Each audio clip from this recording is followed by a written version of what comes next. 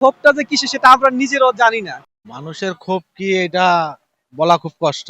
মানুষের যেটা মন চায় সেটাই তো করে। যে তত্ত্বাবধায়ক সরকার এই যে তো এখন মানতে আসে না। থাকবে না কো দুঃখ দারিদ্র বিভেদ বেদনার ক্রন্দন, প্রতিটি ঘরে একই প্রশান্তি, একই সুরের স্পন্দন। কুরাশ টিভির নিয়মিত আয়োজন নগরবাসী ভাবনাতে সবাইকে জানাচ্ছি সাদর আমন্ত্রণ। সাথে আছি আমি রফিকুল ইসলাম। দর্শক, বেশ গেল দুদিন ধরেই চলছে দেশে ভাঙচুর, ৩২ নম্বর বাড়িতে হামলা। এছাড়াও সারা দেশে চলছে আওয়ামী লীগের উপরে বা আওয়ামী লীগ নেতাকর্মীদের উপরে তাদের ক্ষোভের বহিঃপ্রকাশ। আসলে কেন এত ক্ষোভ? অন্যদিকে ডক্টর মোহাম্মদ ইউনূসের অন্তর্বর্তী সরকার ঘোষণা দিয়েছে কঠোর হস্তে দমন হবে ভাঙচুর কিংবা অগ্নিসংযোগের মতো ঘটনাগুলো। জেনে নিব আজকের নগরবাসীর ভাবনায় সাধারণ মানুষ কি ভাবছে। দর্শক, মানুষের দুর্ভোগ এবং দেশের স্বার্থে সর্বদা কাজ করতে অঙ্গীকারবদ্ধ কুরাইশ নিউজ। আপনি আপনার যে কোনো দুর্ভোগ কিংবা অভিযোগ জানাতে পারেন আমাদের 01533332865 নাম্বারে। কুরাইশ নিউজ পৌঁছে যাবে আপনার দরবারে। গত দুদিন ধরে দেশে যে ভাঙচুরগুলো চলছে, তো সবাই বলছে মানুষের ক্ষোভ প্রকাশ করছে। আসলে ক্ষোভটা কিসের?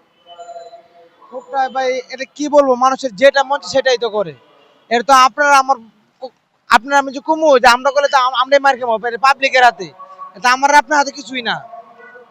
এখন মনে করে যে পাবলিক কিছু মাঝে বলতে যে শেখ হাসিনা বলে আবার দেশে আইবো, আবার কারণে যদি আবার না আইতে পারে এই জন্য মনে করেন যে আপনার পরে একটা ভয় দেখাইতেছে যাতে না আইতে পারে এই জন্য। আসলে ভাই অ্যাকচুয়ালি এগুলো ভাঙা প্রতিষ্ঠান দেশের সম্পদ ভাই, এটা কাজটা ভুল করছে ভাই। তবে এখন সরকারের করণীয় কি? এখন সরকারের করে সুস্থভাবে নির্বাচন দিয়ে দেশের ভালো কাজ করার।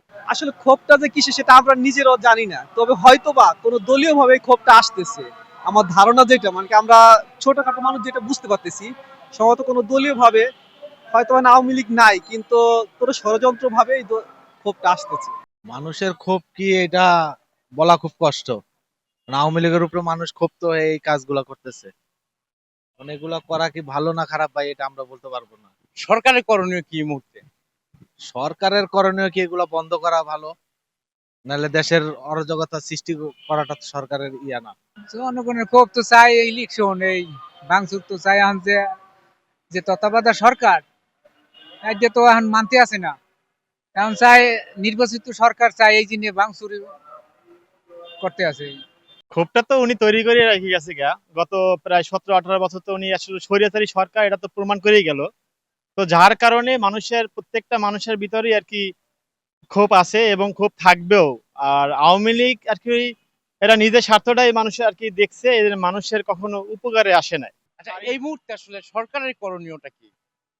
এখন তো সরকার তো আর নাই, তত্ত্বাবধায়ক সরকার তো, তার করণীয় এটাই যে প্রত্যেকটা মানুষের চাহিদাটা উনি বুঝে এবং উনি জানে, যেহেতু সে একটা বড় একটা প্রতিষ্ঠানের মালিক, ঠিক আছে।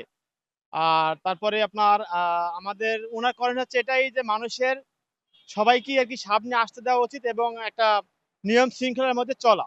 ৫ আগস্ট একটি গণ অভ্যুত্থানের মধ্য দিয়ে শুরু হয়েছে নতুন বাংলাদেশের যাত্রা। স্বৈরাচার সরকারের পতনের পর এদেশ হোক আরো সুন্দর, স্থিতিশীল, এমনটাই প্রত্যাশা নগরবাসী ভাবনা অনুষ্ঠানে প্রত্যেকটি নগরবাসীর। সুন্দর সুবর্ণ, তারুণ্য লাবণ্য, অপূর্ব রূপেতে রূপসী অনন্য, এমনটাই হোক আমাদের বাংলাদেশ। দর্শক, কুরাইশ নিউজে আমাদের নিয়মিত আয়োজন নগরবাসী ভাবনা থেকে আজকের মতো বিদায় নিচ্ছি আমি রফিকুল ইসলাম। সুস্থ থাকুন, ভালো থাকুন, দেখতে থাকুন কুরাইশ নিউজ।